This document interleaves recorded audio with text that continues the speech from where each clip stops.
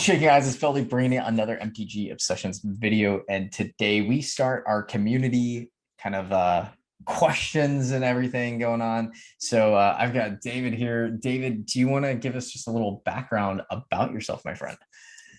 Yeah, largely grew up in middle Georgia, small towns. It's a wonder I even got into this game just because of where I was located. We're talking deep religious South, magic is super spoopy and scary. So Wait. So I gotta interrupt you real quick. Today is the Georgia Auburn game, and I am representing a little Auburn. Are you a Georgia fan, or did you not get into any of that like never Southern really tradition? got into it. No, I never Okay, really got okay. into it.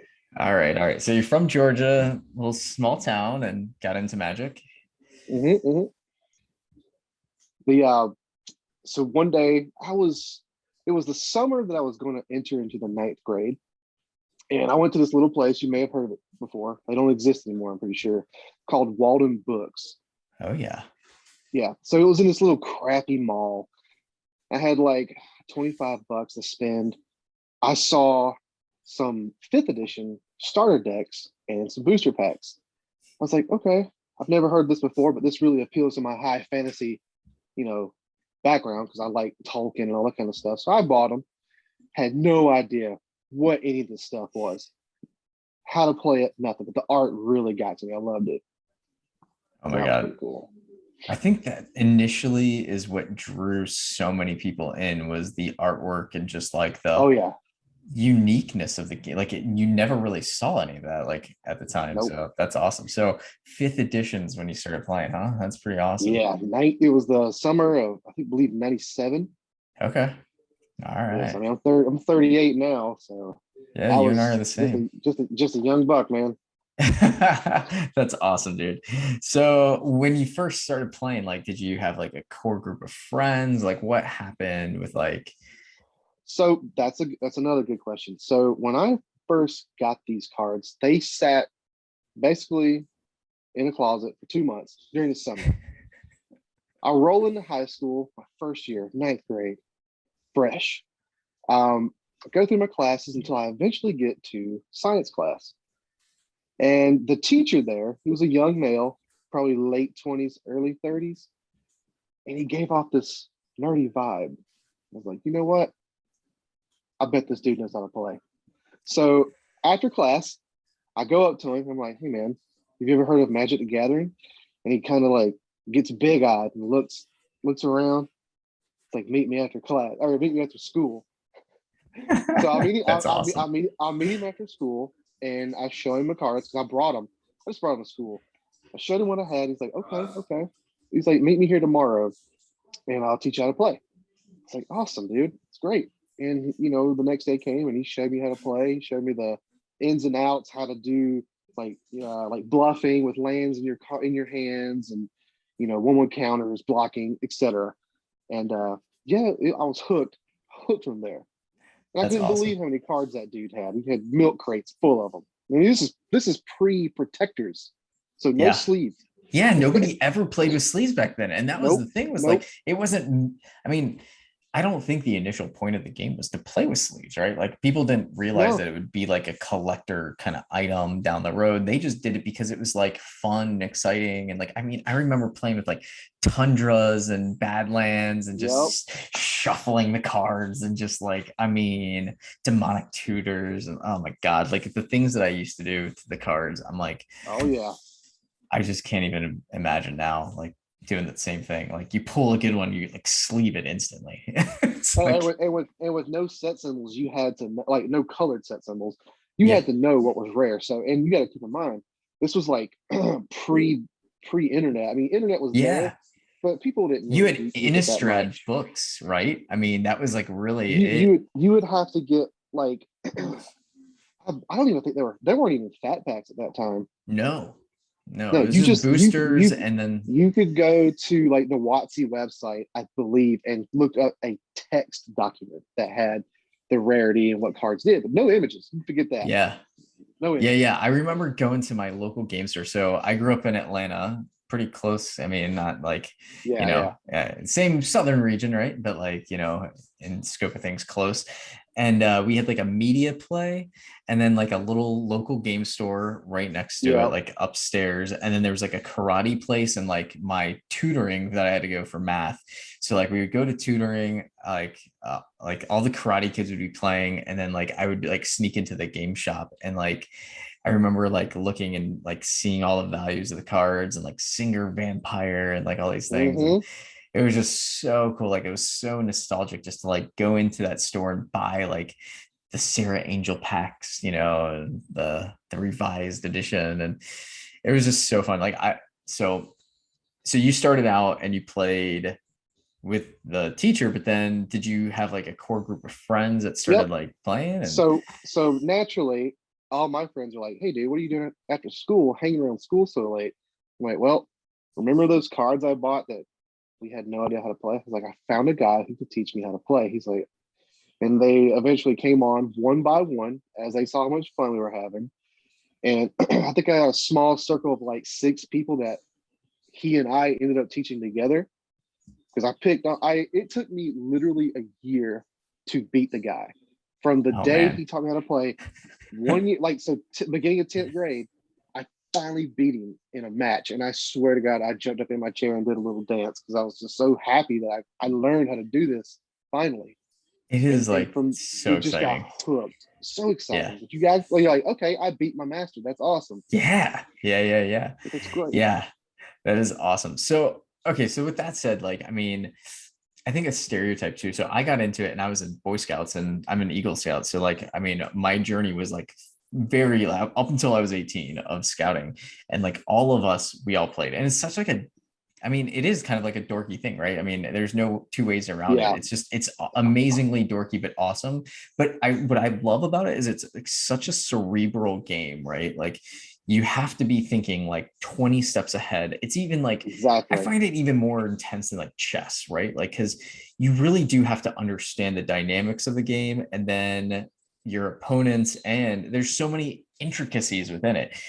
And like some of my best memories are just like crashing at my friends' houses overnight and we just play until like 3 in the morning, like trying out different decks. Like, oh my God, just so many fun times. But Yeah. I mean, I would sit in class and just think about decks, like building decks. Like, okay. And of course, starting off as a new player, you're like, green really appeals to me. I love green, huge creatures, yeah. Llanowar elves, birds of paradise. You're like, Oh okay, yeah. automatically include 4 Lanos, 4 birds right off the rip, and then just shove big creatures in there and just win that way. And it sounds like I always think about Magic in school, but I did better in school because of Magic because it allowed me to Yeah. memorize more. Like I would memorize entire libraries of cards, and how we would struggle with memorizing a poem in middle school. Now I could just rattle off anything. You know, Yeah. it expanded my memory and my cognitive abilities so much more. I mean, it is Completely. literally the world's most complicated game if you put it in retrospect, with as many Absolutely. pieces as there are. Yeah. So I mean, it is, it's like it's a wonder that it's actually like had the longevity that it has, right? Because like it's a physical game in a world where yep. everything is digital.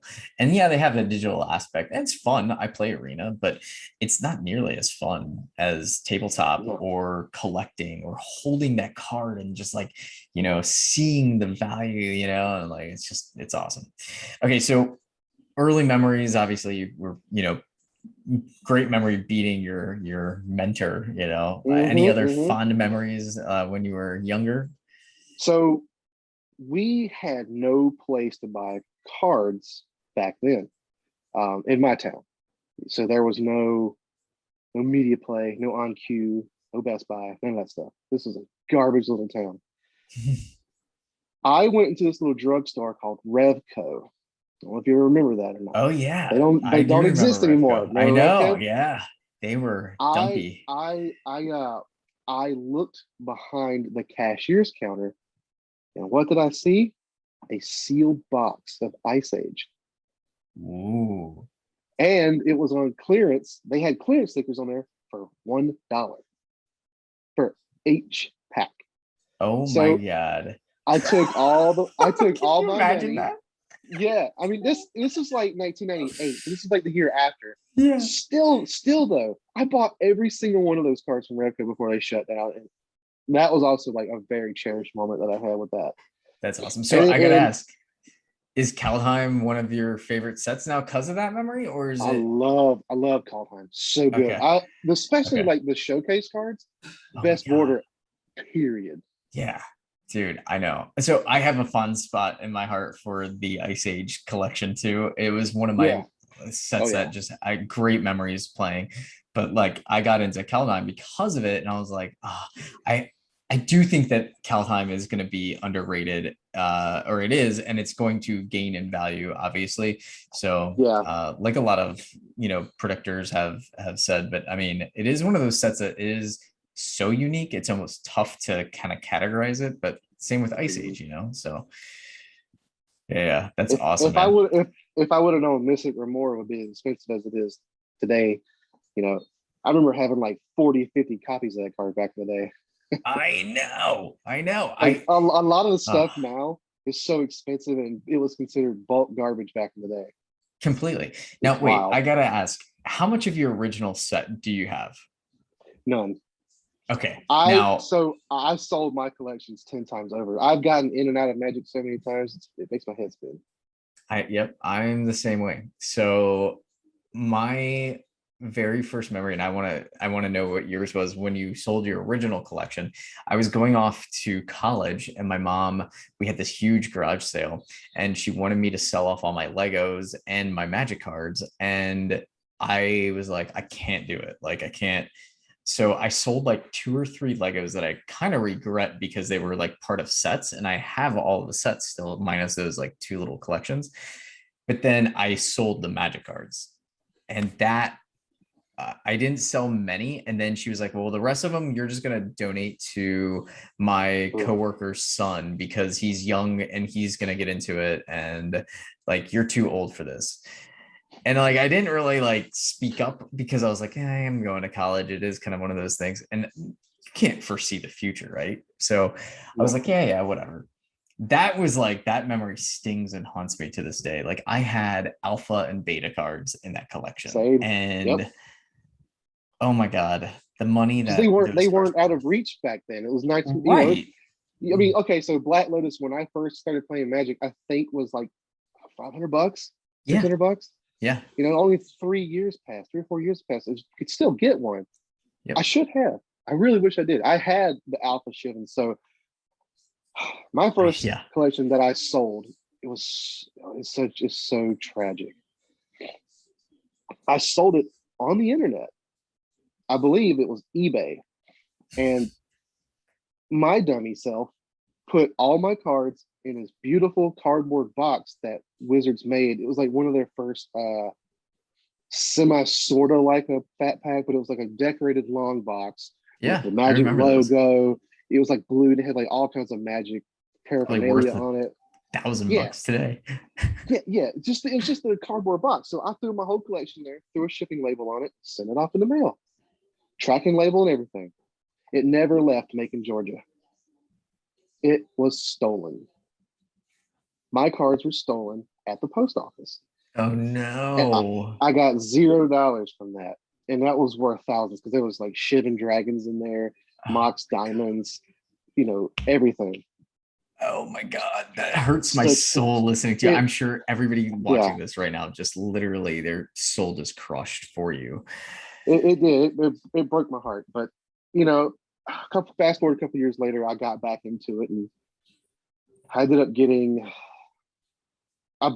buying other people's collections who were getting out. And that's how kind of basically how I got back into it. Yeah. So I think that's pretty just, common too. You look for the cards that you kind of were attached to, you try to buy those collections that somebody might have had and then kind of yeah. build from there. Now, like, so what do you think? I mean, because obviously going in and out of the game, like you've kind of seen, like, there's some sets that you're just like, whatever, like I'm not really interested into it. Like, the Crimson Vow set's going to be coming out. I think that one's going to be actually, I'm more hyped for that one than I think I was most hyped for Modern Masters 2, but then the Crimson Vow, I think I'm going to be pretty close to it. in terms of like the evolution of the game, like how have you seen that kind of, progress and regress and then kind of progress again? And, it's gone from just a two player to like multiplayer to commander to, you know, Yeah, standard. I so mean, there's so many different ways. the beginning of the game, like when I first started, was way, way more difficult to learn how to play because you had interrupts, you had these other types of cards that just no longer exist anymore. And the phases were a lot different back then too. And the legendary rule was different. And then when Planeswalkers came out, that rule ended up changing. But I believe all these rules that they changed ended up being for the best because it ultimately simplified the game to where it felt bad back in Kamigawa, where literally like 80% of the cards were legendary creatures. And you're like, okay, well, do I want to run 4 of these in my deck? And what if my opponent runs some? We both can't have them at the same time. It just feels bad when you play it, that he plays his and yours dies, and you're like, ugh. But as we all know, they changed that rule and now it's for the better. Yeah. So I mean, but hell, back in the day, you couldn't even have 2 of the same Planeswalker name in play, if I'm not mistaken. Like Right. if you had 2 different Garricks in play, I think only one of those Garricks can play. I may be Yeah. wrong about that, but yeah, it's just good. It's so much Yeah. better.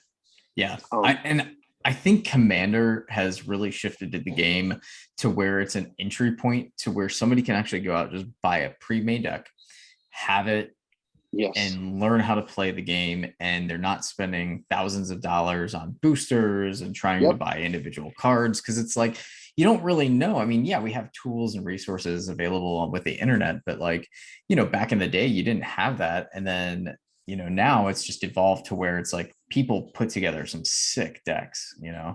Yeah. I Yeah. I mean, believe that getting into Commander as a brand new player is a good idea, especially with the pre-con decks. And you can edit it and customize it at your own pace. You know, when I got back into it for the last time, that's what I actually did. I went and got that Kaldheim Black Green Elf deck, and that thing absolutely smashes oh my God, as is. so good. Yeah, it's fun. And so like if somebody were to be watching this, like let's just say, they stumble upon it and they're like, hey, I haven't played in forever, but I'm interested to do that. Would you say that Commander would be the best way for them to go out and entry point to get in? Or what would you say, like, would Arena be good for them to learn? Like, what would you say is a good way for a new person to come into the game? So as a testament of proof to this, my wife plays somewhat, and she's gotten into Arena, and that really got her to learn how the game plays. And I mean, she's already gold level now in 2 weeks. So I don't know if That's that's a huge awesome. compliment. I don't know if that's a big deal or not, but she's beating people and she hasn't played in years. And she's basically relearning the game. So I would say Arena is probably 100% the best way to learn how to play it for a absolute brand new player. And Commander would also be a very good start if you went and got like a $40 deck. And if you knew people who knew how to play, get them to teach you, play with them. Yeah. 3 weeks ago, I literally saw a guy teach these random kids from college how to play Commander as they showed up at our LGS. And I was like, oh, that's great. The community's still thriving. People are still, friendly and willing to teach new players. So that's great. Yeah, I think that's one thing. So I used to YouTube for Clash of Clans videos, and the community as a whole is awesome, right? Like, I mean, and I think the gaming community in general is awesome, but I think what really sets Magic apart from any other community is it is one of those like mentor mentee type situations, like where people still really invest into another person, Mm-hmm. and you kind of can't help but to root for people. So like pack openings, when like somebody like cracks open a pack and like they score an awesome card, it's just like the comments are just like, dude, that's so awesome. Like, because you intrinsically like know how awesome it is when you can pull an awesome card, or if you see somebody beat somebody and you're like, oh, they finally like conquered that, like it's so cool. I don't know, like I think ultimately the community as a whole seems to be a lot more like, I don't know, nurturing in a sense, like I don't know if that's like Yeah. the right word, but like I feel like that's one of the secret successes to Magic's longevity. Oh, So 100%. All right, so that kind of brings up my next topic is okay, so Commander $40 decks. I mean, kids that are trying to enter into the game, like how do they what would you say to people that say it's a expensive hobby, right? Like I mean, hobbies in general are going to be expensive, right? I mean, I know Yeah, people who have dropped thousands on saltwater fish tanks. I know people who drop thousands on cars. What would you say to somebody who's like, well, that's kind of a stupid hobby for the investment of it? for me, when I started playing, I really only wanted to do standard, what they called back then type two. They don't use that terminology anymore. But I only invested in the standard sets and would build my decks from those, purchase singles where I needed them. When rotation time came around, I'd sell all that old stuff that rotated out. And therefore that money could go to buy new standard. And I just repeated that cycle forever because growing up, I didn't have any money. I was just a kid, right? Yeah, So I just recycled Christmas and birthday money through Magic cards and I would always have the new sets if I got them. Because type one players would gobble up all those type two cards once they rotated. And largely today, that's what I would still recommend because I don't know. That also is kind of hard to say because cards today don't have as much value as they did back then. You can look at the last set and see that most of the cards in that they're not very expensive. yeah, It's not to say that they won't get expensive because it's almost certain that they will at some point in time. But the biggest recommendation I could make would be buy singles. Always buy singles in today's market. If absolutely. it depends, I guess, on what you want to do with it. If you're just a casual player, buy bulk. Go to Yeah. eBay, buy bulk cards. Doesn't matter.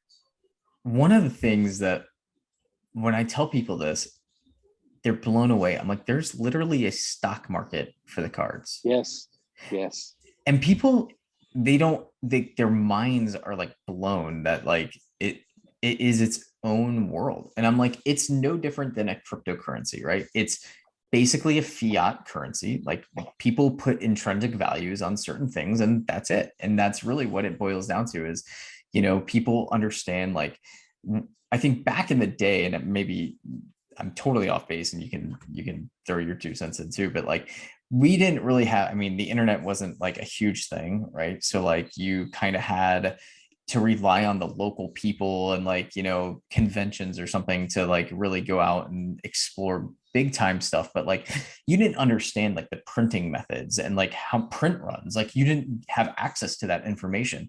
Today, that there's like Belgium printers and Japanese printers and yep. American printers and different card stocks and there's Mm-hmm. proxies and fakes and resealed products and it's its own universe and it's like it's bananas to deal with it. I don't even know where I was going with that, but that was just one of those things where I'm like, Well, it's I so will different. say, back in the day, the only thing you really had was Inquest magazine, if you remember that.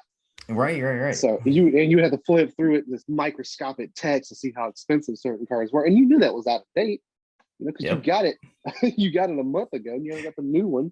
You don't know Yeah. what's going on. So Yeah. yeah. Exactly. Exactly.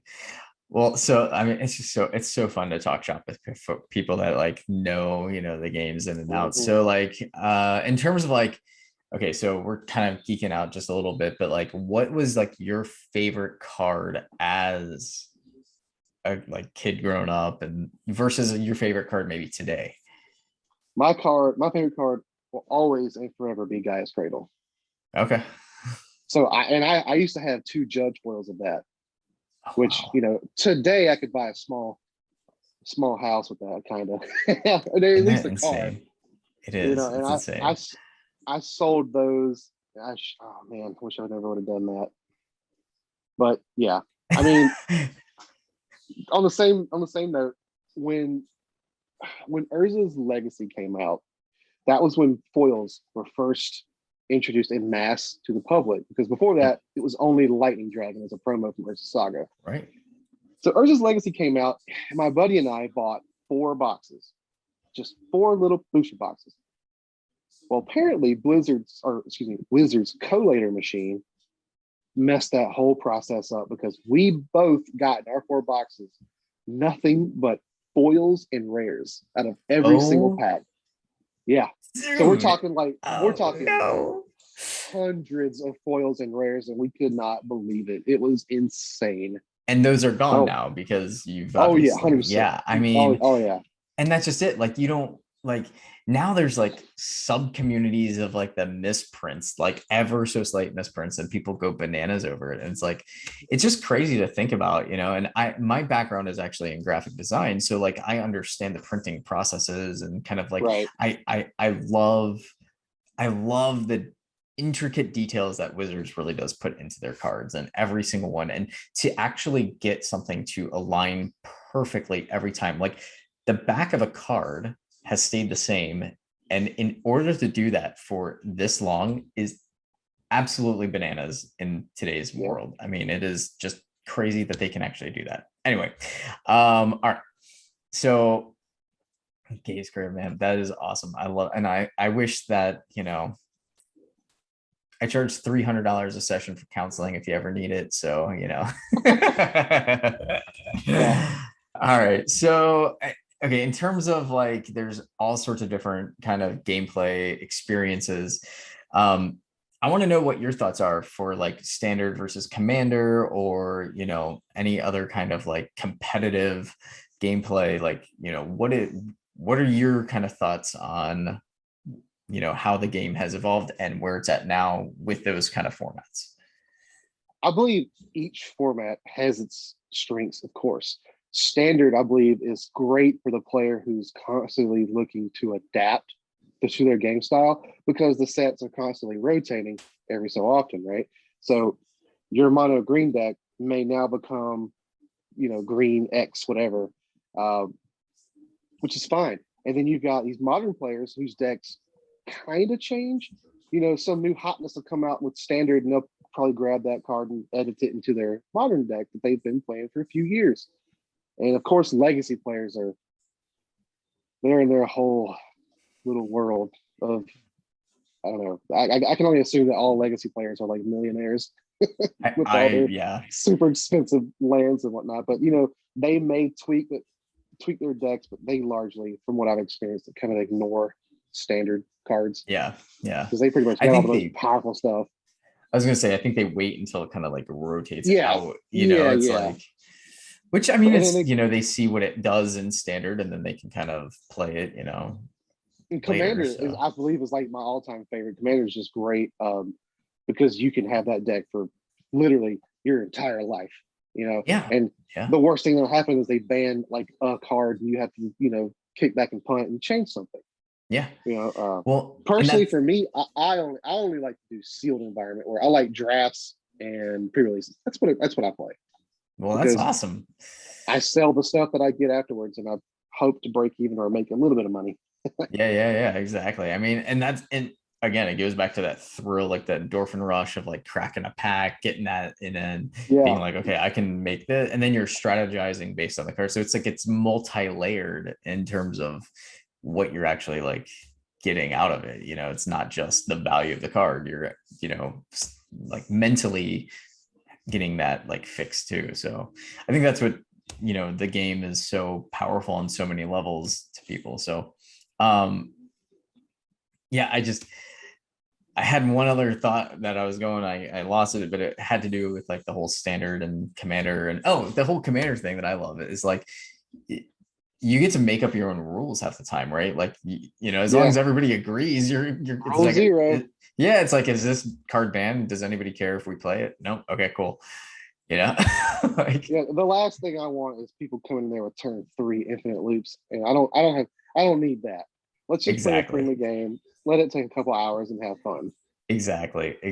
And like I love that Wizards can't actually make the rules, which is so nice for the commander. Yeah, it's like that's nice. It's like I feel like it's a nice little safety net for the game too, so they don't become too powerful. So Yeah, and I hope their Pioneer. I hope that takes off and does well too, because that's just another format for players to get into. yeah, And there's still cards out there that are going to be sought after because of Pioneer if it takes off. yeah, So fingers crossed. Hope it does. exactly. And I think the goal for anybody who's like just a magic enthusiast is to have the game keep its longevity and like have them not run all these sets into the ground where they overprint them and all that good Yeah. stuff. There's that's the goal, I think. But so speaking of, like, do you cards that you just love, like, I mean, do you collect a few? Do you like to collect sets? Do you ever do any kind of collection versus like just playing and getting the cards for? Because I think there's like, I'm more of a collector. Like, I just love the collection aspect. I don't have too many people that I play with. But in terms of like, collecting, I just love especially being that dorky designer, like the intrinsic value of like what the card is. So what do you kind of like, what are your thoughts on actually collecting and what you actually do? Back in the day, I used to be a collector. I would keep at least a one of every single card from every set in a binder with its name on it and all that good stuff. And then I would also collect all the planeswalkers, and I would collect all the dragons. And just it got to be too much. I ended up having to sell everything and start over. Because it's like I get to the point of OCD where I'm like, okay, I can recognize this is insane. I need to get rid of these cards because it's going to cost me my marriage. So I sold. I did the smart thing and went to an actual LGS and sold it to them, and I took a small cut. But hey, I walked away with $10,000. I was happy. Oh my I'm God, that's good. awesome. Oh yeah, Nice. that was those foil cradles were in that market, and those two cards now are worth more than $10,000 together. Yeah. Oh my You know, gosh, dude.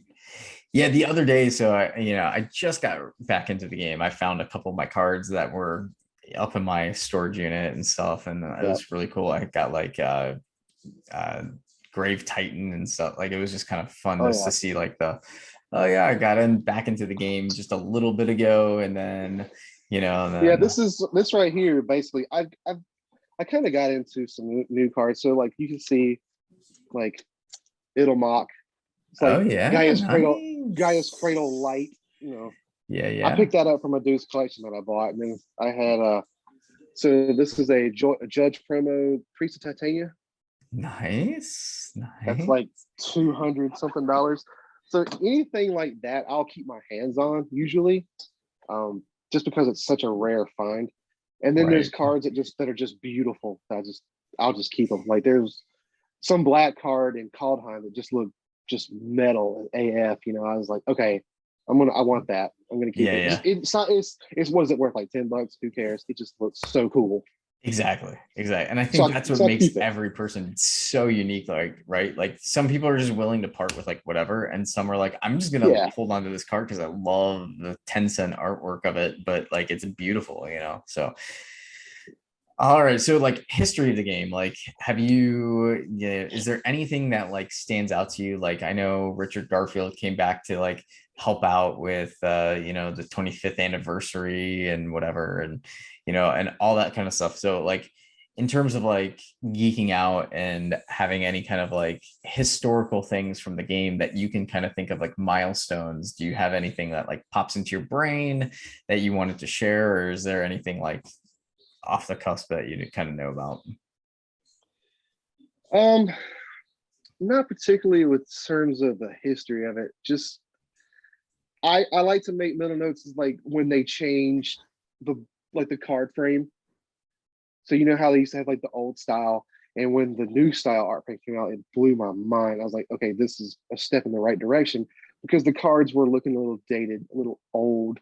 They weren't really exciting. And then this new border comes out, you're like, oh, that's what's up. And then you notice that they started putting in multiple creature types in the creature type. Like so it'd be like zombie cleric instead of just Hmm. zombie. And my God, half the time, as you know, from alpha up until what was it when they started introducing second creature types, there were cards that have since been errated to be like zombies and stuff, because they were like summon minions, summon legend. So Right. it's really strange how they came up with that process back in the day. Like clearly this is an undead unit. Why is it not a zombie? But I don't know. That I guess that's kind of like revisiting history. You Yeah, can go yeah, look at the yeah. oracle. You can go look at the oracle data now and go see what creatures have been updated to new creature types, and that's Right. about as much history as you can get to it. Um, and that and like looking forward to the new. was it Dominaria set coming up here Oh yeah, that's gonna next be year. so sick, I think. Yeah, I'm actually more excited for the Kamigawa set that's going to be coming out, and I know it's cyberpunkish, and I know there's a lot of hee haw about it. I really think it's going to be good. I think I it's gonna really be do. sick too. I mean, they did a really good job, I think, of incorporating modern with old school, right? So it's like it's Yeah, kind of this blend, and then they obviously had like the Innistrad this year with Midnight Hunt. So they try to keep things like historically like relevant, but then freshen it up. Like I'm actually excited for the Street Fighter Secret Drop. I mean, or Secret oh Layer. yeah, Like I, I used to play that game with my friends all the time and have Magic kind of merge with it. And like Secret Layer cards, I mean, you basically double your money on it if you just buy it. Like, yeah. I bought 3 of the Kamigawa ones, or not? Yeah, the what was it, the Japanese ink style art ones, yeah, yeah, yeah, the art ones, the foil ones. I bought 3 of those in hopes I'm going to keep one. Obviously, I mean, you'd be crazy not to. And the other yeah, 2, I'll hold on until they go up in value and sell them. But yeah, as far as history goes, I think Magic should really embrace their history. I mean, they've got so many lore creatures, characters such as Nicole Bolas.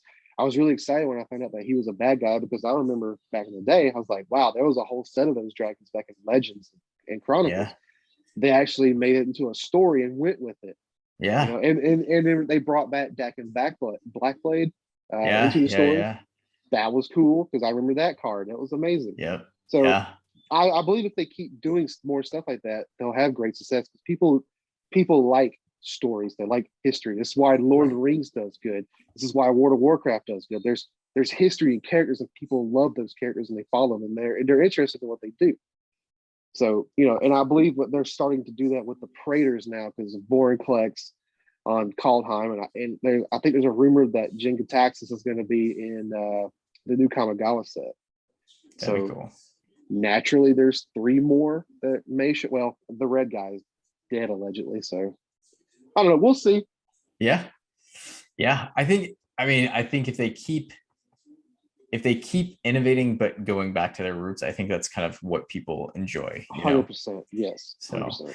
yeah. Well, is there anything else that you wanted to share? I know I don't want to take all your time today, but it's been awesome just to kind of like get your perspective on things and see how things are. Like if you have any final closing thoughts or if you want to share whatever. I would recommend that any players invest in sealed product and keep it that way. Keep it sealed, stick it in the closet, forget about it for 5 years, and then, when that time comes 5 years later, see how much it's worth. You might just be surprised. The smart thing to do. I have a hard time doing it myself because cracking Believe packs on the I've, channel I've, now. I've got 16 boxes of Double Masters VIP in that closet. I'm not going to open for years. So Okay, you and I are we're talking gonna after this. we're gonna see what happens with that. So Oh my goodness. Yeah, that's gonna be sweet. So yeah, man. It's I think, yeah, it's been awesome to just have a little conversation here. Obviously, like we'll probably get back in touch in I'm interested to see like in 6 months time and a year time, like what happens, and it would be great to kind of like recatch back up with you at that point and go from there. But for sure. yeah, I really appreciate the time, my friend. Thanks, David, for hopping on the channel today and sharing your thoughts with some of us here, and we do appreciate it. So enjoy the rest of your afternoon, my friend. Thank you. You too, bud. Thank you. Thanks. Yeah, yeah, yeah.